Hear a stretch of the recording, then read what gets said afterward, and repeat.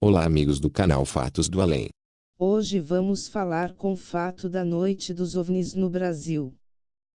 O relato de avistamento de OVNIs acontece em todas as partes do mundo desde épocas muito antigas. Existem fotos, filmagens e descrições detalhadas de muitos desses avistamentos, mas mesmo dessa forma existem pessoas que ainda não acreditam em sua existência. O fato descrito a seguir prova que esses misteriosos Objetos voadores não identificados existem, e que nos visitam com uma frequência maior do que se imagina. Na noite de 19 de maio de 1986, os radares que controlam os céus brasileiros sobre São Paulo, Rio de Janeiro e Anápolis de repente começaram a ver coisas estranhas. Até hoje os fenômenos daquelas poucas horas frenéticas não foram explicados. Além dos operadores dos radares do SINDAC-TAI, primeiro Centro Integrado de Defesa Aérea e Controle de Tráfego Aéreo, pilotos de caça e da aviação civil participaram da tentativa de identificação daqueles pontos de radar inexplicáveis e fizeram, inclusive, contatos visuais, mas até hoje não há soluções concretas para o ocorrido. A situação teve início por volta das 19 horas, quando o coronel aviador Osíris Silva comandava o que podia ser um de seus últimos voos na Embraer, já que estava deixando a presidência desta, para assumir a da Petrobras. Após quase 2 horas voando a bordo de um turbohélice Xingu, já próximo a Poços de Caldas e a 22 mil pés de altitude, o coronel Osíris e seu copiloto Alcir Pereira da Silva foram surpreendidos com um questionamento do SINDAC-TAI. O controlador deste centro perguntava sobre um possível contato visual com 3 alvos não identificados, que apareciam no radar. Sem que avistassem algo, resolveram então manter a proa, aproximando-se da cidade de São José dos Campos, na direção indicada pelo controlador. Foi assim que, mais tarde, avistaram algo com aparência semelhante à de um astro. Uma luz muito forte fixa no espaço.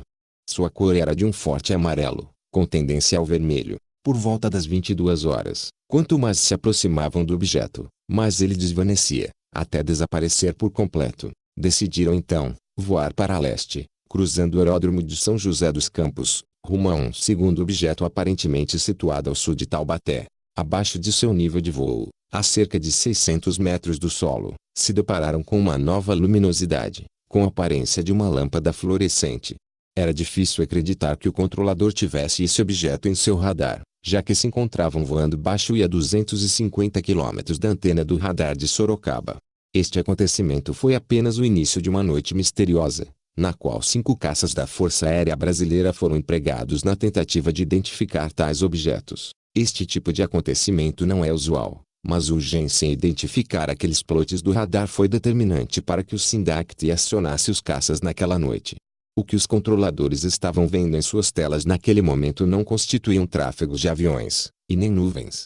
Aqueles pontos não estavam dentro das configurações dos computadores do controle de tráfego aéreo como um sinal habitual do radar, e a situação foi imediatamente reportada ao SINDAC-TAI em Brasília, que, por sua vez, repassou a informação para o Centro de Operações de Defesa Aeroespacial, CODA. Eram 21h20 quando o chefe do CODA, o então Major Aviador Ney Antunes Cerqueira, que já havia sido informado sobre a ocorrência, chegou ao Centro de Operações Militares, COPIM. Sua primeira providência foi acionar o avião de alerta da Base Aérea de Santa Cruz, no Rio de Janeiro, para que este interceptasse sem demora o alvo não identificado. No Rio de Janeiro, o piloto do alerta era o tenente aviador Kleber Marinho, hoje primeiro-tenente da reserva, com 250 horas voadas em caças Northrop F-5 e um total de 900 horas na Força Aérea. Como piloto de alerta naquele dia, fui contatado pelo oficial de permanência, na Vila dos Oficiais, local onde morava. A informação passada era de que o piloto de alerta havia sido acionado, e então, por doutrina e treinamento, eu me dirijo diretamente para o avião e só depois da decolagem é que recebi as específicas instruções necessárias à minha missão. O piloto de alerta não precisa passar pela burocracia de um voo normal. O avião já está preparado para a decolagem. Com os motores rugindo, o F-5 decolou rumo ao manto da noite. Eram 22h10. Ao mesmo tempo, outro alvo era detectado a nordeste de Anápolis, no longínquo estado de Goiás, o que fez com que os pilotos de caça sediados na base aérea daquela cidade também fossem acionados. O primeiro a decolar, em um dos F-103 Mirage, foi o então capitão aviador Rodolfo da Silva Souza. É importante frisar que os radares, até então, eram desenvolvidos para detectar alvos de, no mínimo, 2 metros quadrados, mas não permitia ainda que o seu operador conseguisse avaliar as suas reais dimensões. Na base aérea de Santa Cruz, um segundo avião foi acionado.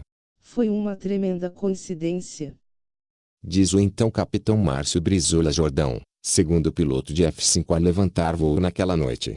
Eu não estava escalado de alerta. Tinha ficado em Santa Cruz para estudar para uma prova de ensaio em voo. Quando o alerta foi acionado, pensei que era treinamento e continuei estudando, até que o soldado de serviço veio com a informação de que estavam precisando de outro piloto para voar. Ele só disse que havia alguma situação de detecção de contatos desconhecidos e que até o avião reabastecedor deveria ser acionado. sempre tem um avião reserva preparado. Diz Jordão, no caso, quem não estava preparado era eu, o piloto. Mas eu é que estava no esquadrão e então fui. O Kleber foi o primeiro. Para a gente, era um treinamento normal, mas, com a evolução da situação, outro F-5 foi acionado. Antes de decolar, o capitão Jordão ainda ligou para o Centro de Operações Militares em Brasília, para saber o que estava acontecendo. Foi com a informação de que os radares plotavam diversos alvos em diferentes pontos do céu brasileiro, e foi com a expectativa de contatar algum destes alvos, que ele levantou o voo, por volta de 23h15. A ordem dada aos pilotos foi de interceptação sem assumir uma postura agressiva. Nestes casos, como procedimento padrão, decolaram armadas com canhões, mas sem a intenção de utilizá-los. Outras duas aeronaves, pilotadas pelo capitão Armindo de Souza Viriato e pelo capitão Júlio Cesar Rosenberg, ainda decolaram da base aérea de Anápolis, totalizando 5 diferentes tentativas de interceptação. A interceptação. A decolagem foi normal, fiquei em torno de 20.000 pés na direção de São José dos Campos. Por orientação da Defesa Aérea, desliguei todos os equipamentos de bordo, radar, luzes de navegação. Fiquei apenas com o rádio de comunicação ligado, conta o tenente Kleber. E continua. Como os alvos não possuíam equipamento algum que transmitisse qualquer onda eletromagnética, não era possível saber a altura em que voavam. Toda a orientação que me foi dada era para que eu fizesse procuras visuais. De acordo com os radares de Brasília, eu deveria olhar para as minhas 2 horas e 11 horas, alto e baixo. Mas eu não via nada. Quando mais próximo de São José, o controlador de radar passou a dar instruções mais incisivas para que o piloto olhasse para sua esquerda. Eu estava bem em cima da fábrica da Embraer e nada havia avistado até então. Em função destes alvos aglomerados na minha esquerda, o controlador pediu que eu fizesse uma curva pela direita e voltasse em direção a Santa Cruz, com 180 graus defasados.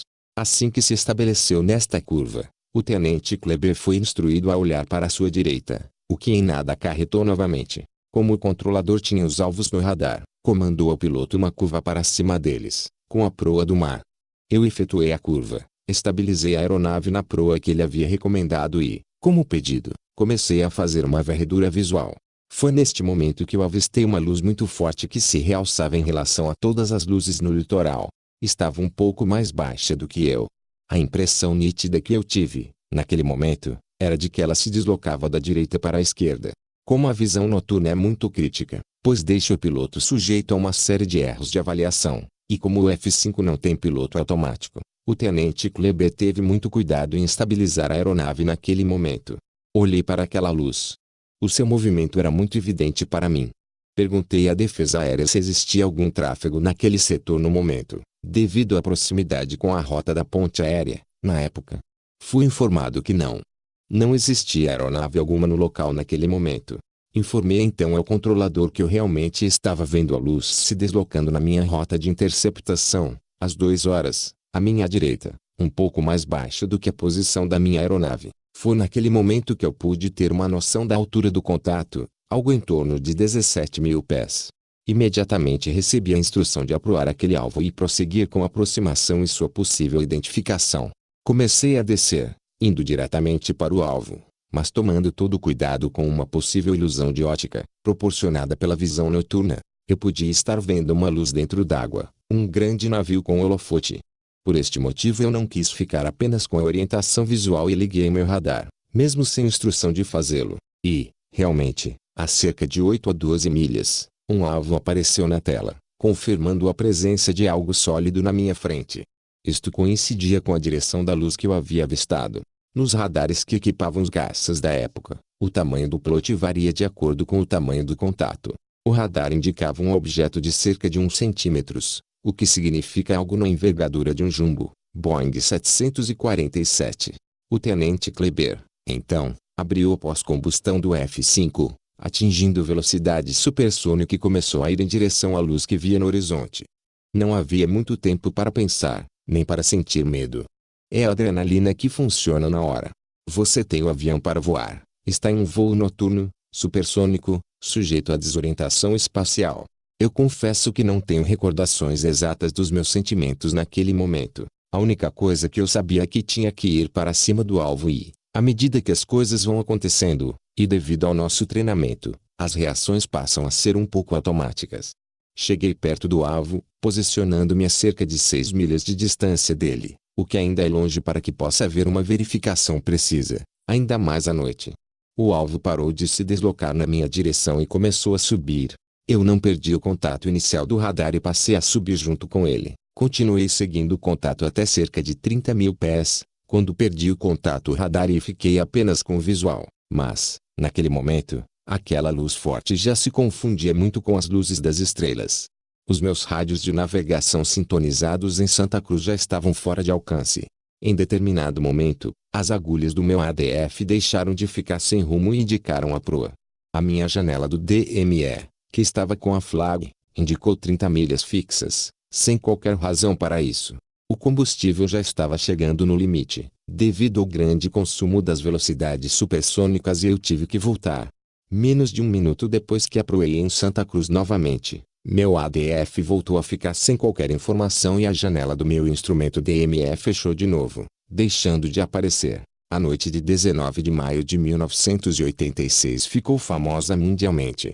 Foi a primeira vez que autoridades governamentais de um país divulgaram, com naturalidade, a existência em seu espaço aéreo de objetos voadores não identificados. Naquela noite, os radares do SINDACTA-1, sediado em Brasília, mas que cobre toda a região sudeste, além da capital federal, captaram inúmeros plots não identificados e com perfis de voo incomuns. Para identificá-los foram acionados 5 aeronaves interceptadoras em alerta nas bases aéreas de Santa Cruz, no Rio de Janeiro, e de Anápolis, em Goiás. O capitão aviador Márcio Brizola Jordão foi acionado para decolar um segundo F-5 da base aérea de Santa Cruz. Seu voo resultou na visualização de uma luz, porém, sem conclusões definitivas. O capitão Júlio César Rosenberg, hoje coronel aviador da reserva, servia no indicador ordinal masculino Guidan na noite de 19 de maio de 1986. Antes de deixar o serviço ativo foi comandante do Heligraus-4 GAV, Esquadrão Pacapau. Este mapa mostra a área na qual ocorreram os contatos, os locais dos radares que acusaram os contatos e o posicionamento dos objetos voadores não identificados. Caça F-5 idêntico aos utilizados na caça aos OVNIs. De 19 de maio de 1986, já na base aérea de Anápolis, no interior de Goiás, uma situação semelhante estava prestes a acontecer.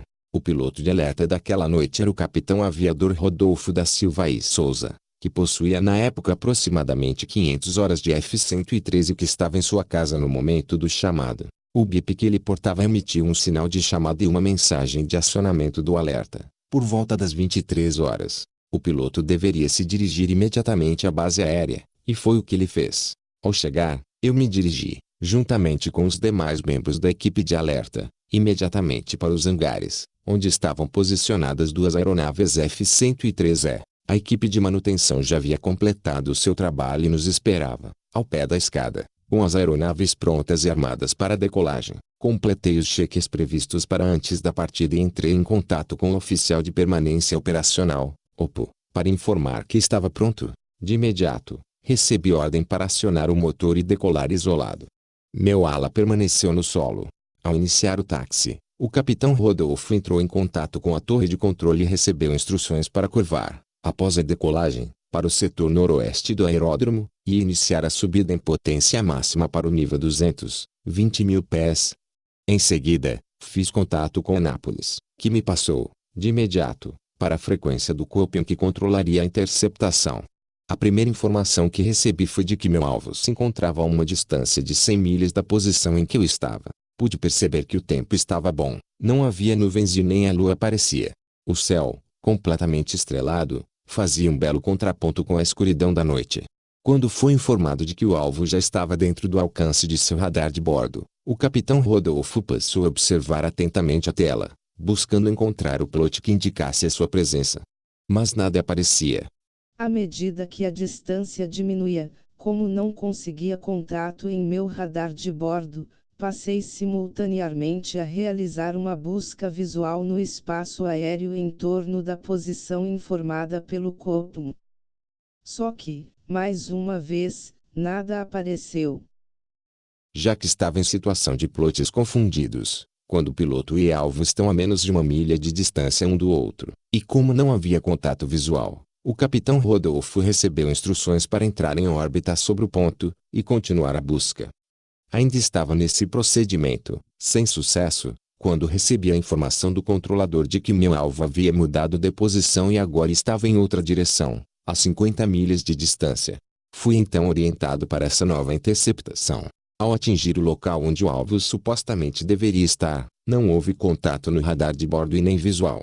A orientação dada foi para que o piloto baixasse o nível de voo e realizasse uma órbita, em busca de algum contato visual. Sem sucesso nesse procedimento, fui novamente informado de outra alteração no posicionamento do alvo e recebi novas orientações para uma terceira interceptação.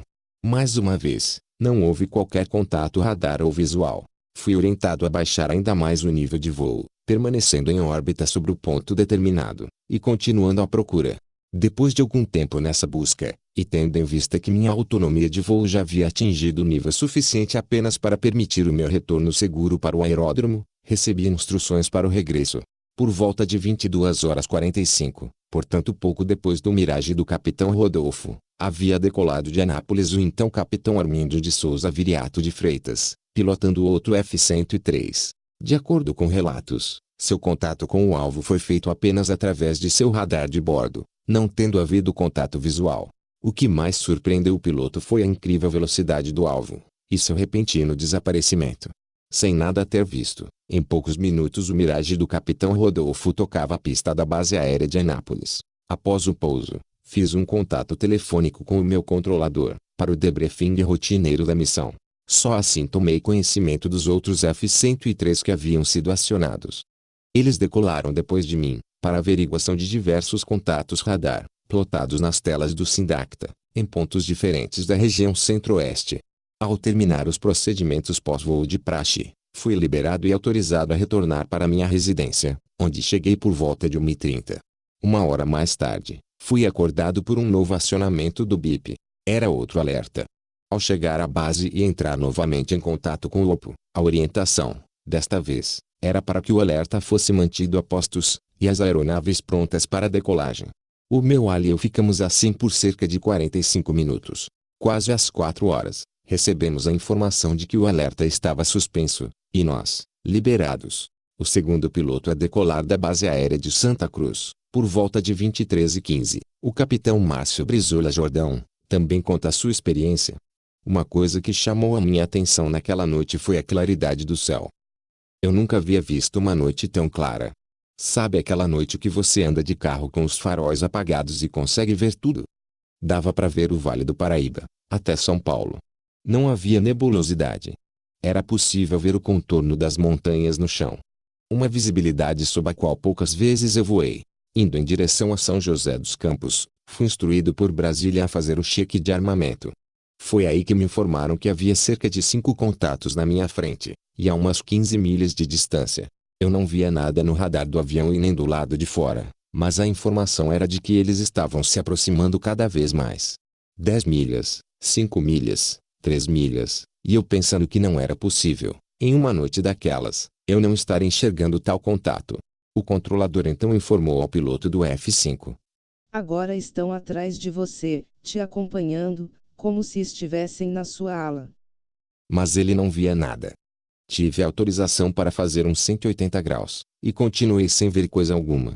Fui para São José dos Campos, voando a cerca de 15 mil pés, e comecei a fazer órbitas. Chamei o Kleber na frequência tática para saber se ele tinha avistado alguma coisa. Ele disse que sim, mas que, quando tentou ir atrás, o contato sumiu. Quando eu estava em cima de São José dos Campos, olhei em direção à Ilha Bela e, pela primeira vez, vi uma luz vermelha, parada. Para mim, estava no nível do horizonte, mas eu estava olhando para o oceano, o que me fez acreditar que podia ser um barco muito longe, ou algum outro tipo de iluminação. Era como luz de alto de edifício. Ficou parada, não mudou de cor, não piscou e nem se mexeu. Eu avisei ao controle que estava vendo uma luz na proa, 90 graus em direção ao oceano. Como confirmava com o contato no radar de terra, fui instruído a ir em sua direção. Entrei supersônico para acelerar, e a luz nem se mexia. Fui informado de que ela estaria andando na mesma velocidade que eu. Fui mantendo esta navegação até dar o meu combustível mínimo, e tive que voltar. Para mim, que decolei com uma expectativa dada por Brasília, foi a maior frustração da minha vida. A luz que vi podia ser um barco no horizonte ou, quem sabe, ser mesmo alguma outra coisa. Mas é leviano chegar a qualquer conclusão. Em Anápolis, um quinto piloto ainda participou da missão de interceptação, o então capitão aviador Júlio César Rosenberg, na época com 1.900 horas de voo em caças, sendo 550 em Mirage. Era um dia normal no primeiro grupo de defesa aérea, até a hora em que o meu bip tocou de madrugada. O alerta havia sido acionado. Eu estava dormindo e levantei sem nem saber que horas eram. Faz parte da rotina. Eu me vesti e no caminho da base fiquei me questionando se aquilo seria apenas mais um teste. Eu esperava voar, afinal, não há nada mais chato do que ir para o hangar do alerta, abastecer e ser dispensado. Toda a missão da defesa aérea real até ser cancelada. Então vesti o traje anti-G, o colete e o mecânico confirmou a aeronave pronta. O armamento também estava certo e municiado. Haviam-se passado 22 minutos desde que o alerta tinha sido dado. Preparei-me para decolar imaginando o que estaria acontecendo. Pela proximidade com Brasília, imaginei que estivesse atrás de algum voo comercial, mas, se fosse, eu teria avistado as luzes anti-colisão. Fui seguindo todos os comandos do controlador. A noite estava linda, com a visibilidade limitada. Era possível ver tudo lá embaixo, desde as cidades até os faróis dos carros. Fui instruído a elevar a minha altitude. Verifiquei mais uma vez o radar de bordo e desci um pouco a varredura da antena. Continuei acompanhando o radar de bordo e buscando algo no visual. A nossa distância, informada pelo controlador, era de apenas 3 milhas e eu continuava sem enxergar nada. Imaginei que eram os F-5 do grupo de caça, vindo atacar a base em missão de treinamento. Pedi para o controlador me aproximar ainda mais até confundir os plots, com minha chegada vindo por trás. Achei que o contato iria, finalmente, acender as luzes, afinal, eles deveriam estar ouvindo a interceptação pelos canais da defesa aérea. O controle anunciou 1 milha na proa, mas eu não tinha nada no radar, e nem no visual. O meu voo durou cerca de 30 minutos e, depois das tentativas de busca, regressei à base, sem fazer qualquer tipo de contato. Depois de tudo mais calmo nas bases aéreas do país, já por volta das 3 horas, quando, aparentemente, os céus brasileiros não eram mais frequentados por nada fora do normal, um voo cargueiro da Varig, decolado de Guarulhos para o Galeão, no Rio de Janeiro, também teve participação nos acontecimentos. O comandante do Boeing 707 cargueiro, Geraldo Souza Pinto, o copiloto Nivaldo Barbosa e o engenheiro de bordo Guntzel e o então capitão aviador Oscar Machado Júnior, à época servindo no 2 indicador ordinal masculino /2 graus GTI em instrução de voo no equipamento 707, não faziam ideia do que estava acontecendo. Quando cruzávamos cerca de 12.000 pés de altitude, o Sindacta nos chamou no rádio e pediu para que confirmássemos se víamos algum tráfego na posição de 11 horas. É normal que isto ocorra, mas estranho foi quando, após respondermos negativamente, ele ter dito: para sua informação, trata-se de um OVNI, objeto voador não identificado, relata o comandante. Olhamos um para o outro, imaginando que não havíamos entendido direito o que viera pelo rádio e pedimos para que a informação fosse repetida. O controle confirmou a informação e ainda disse que, desde aproximadamente as 22 horas daquela noite, estavam aparecendo objetos não identificados, como plots no radar. Foi aí que soubemos que, mais cedo, a Força Aérea já havia sido ativada. Nessa hora confesso que senti uma emoção indescritível. Perguntamos se o contato estava no radar deles, e a resposta foi positiva. O controlador nos disse que a sua posição naquele momento era de 11 horas em relação à nossa aeronave e pediu para que tentássemos avistá-lo. Foi nesta hora que eu vi. Uma luz muito forte brilhou, como um farol branco. A emoção que eu tenho até hoje se confunde com a certeza de que ele estava acompanhando a nossa fonia. No mesmo momento em que nos perguntaram se estávamos avistando o tráfego e eu respondi que não, ele piscou, como quem diz, estou aqui. Os tripulantes do Boeing abaixaram as luzes de dentro da cabine, acenderam os faróis externos buscando visualmente o contato. Éramos 4 tripulantes no cockpit escuro de um avião cargueiro, buscando os céus ávidos de encontrar uma explicação sobre aquilo que tanto se aproximava do nosso 707. De repente, eu olhei para o Nivaldo e reparei na expressão dele, como se ele quisesse me mostrar alguma coisa. Ele disse que algo tinha se deslocado deixando um rastro luminoso, mas poderia ser um meteorito, o que seria muito comum. O controlador nos avisou, então, que o alvo havia se deslocado em alta velocidade para nossa direita, atingindo, em fração de segundos, uma velocidade incrível, algo acima de Mach 5. Um ser humano não aguentaria uma aceleração dessas. Ele morreria com tal deslocamento. O objeto, nesta hora, desapareceu para o lado direito, e depois voltou exatamente para a proa do avião, já em uma distância menor, segundo o piloto. Nós estávamos a umas 30 milhas dele. A impressão que dava era de que o contato estava se deslocando em baixa velocidade, e nós é que estávamos nos aproximando dele. A aproximação continuou. O radar ia nos avisando as distâncias, 15 milhas, 10, 5. Na melhor das hipóteses entraríamos para a história, brinca o comandante Souza Pinto. Mas eu olhava e não via mais nada. Aí o controlador falou, 3 milhas, 2, 1. Varig, o tráfego está se fundindo com o piloto do seu avião. Nós olhávamos para cima, para baixo e não víamos nada. O controle nos informou, então, que o alvo estava passando para trás da aeronave, mas começou a ter muita interferência no solo e o radar o perdeu de vista. Nós não tínhamos noção da altura do tráfego, pois os radares dos aviões comerciais são meteorológicos e, diferente dos caças, têm muita dificuldade de captar outra aeronave. Eles não são feitos para isso.